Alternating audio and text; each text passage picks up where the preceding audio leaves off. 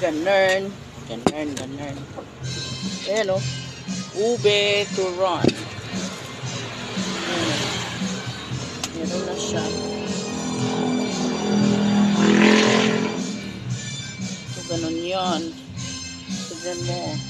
Malinis yung kamay ko ah.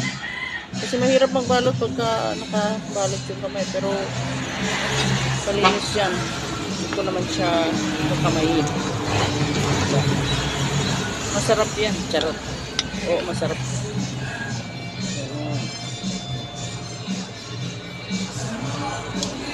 Pakita ko sa inyo kung paano nyo gawin. Tapos, pagkatapos yung balutin to, lagyan mo ng cheese, babalutin. Pagkatapos yan, pwede mo nang prituhin. Yun. Ganon. Masarap. Nasa sayo kung anong gusto mong flavor. Pagkatapos mong saingin yung malagkit, ganon na.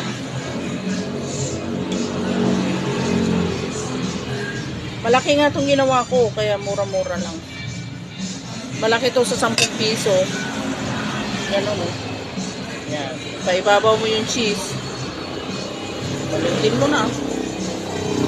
Pagkatapos nun, kailangan medyo mahigpit kasi puputok yan eh. Ganyan. Yun. Ganon na siya. Ube. Ube naman. Yan, diba? So, ganun lang ang style. Bibigyan ko pa kayo ulit ng isa. Basta may bibili ng ukay-ukay. Tinan mo, may mga bago akong ukay-ukay dito. Pag may bibili ng ukay-ukay, may libre ng isa. Tanay. Pampalubag loob.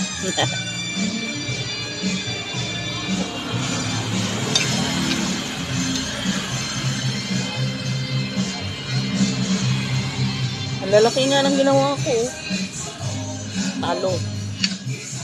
Pero okay lang yan. Okay lang siya. Ganun. Ganun.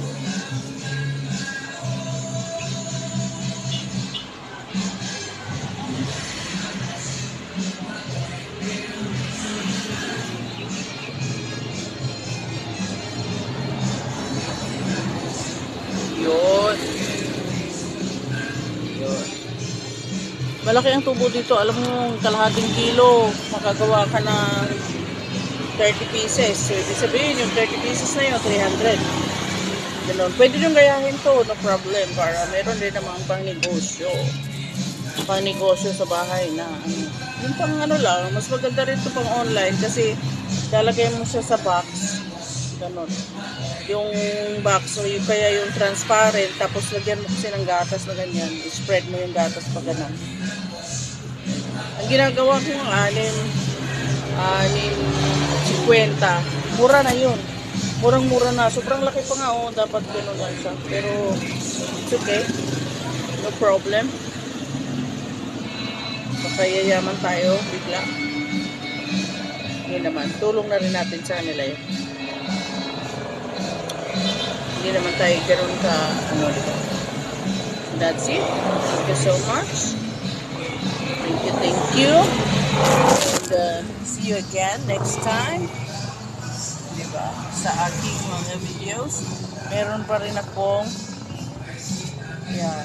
Nakaluto na ako ng ano, yung hotcake. Nakabenta na rin ako. Ito, umpisa ko pala. So, mamaya ulit. Pag may mag-order kasi na ano, sisigaw na lang sila dito sa akin eh. Tapos magme-message. Yan, ganun.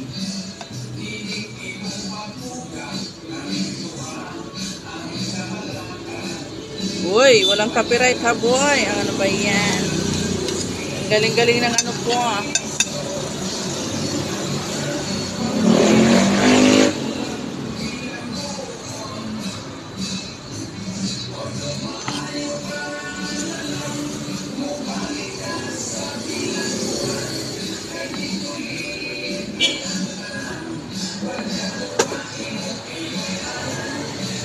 Kumay nag-ampo. Sulit na to sa 10 piso. Alam mo yung iba, Yung 10 piso nila, isang kutsara lang. Dati ganun din yung ginagawa ko. Isang kutsara lang nag-online ako 3 years ago yung ganun. Dito rin ako nung magawa nun.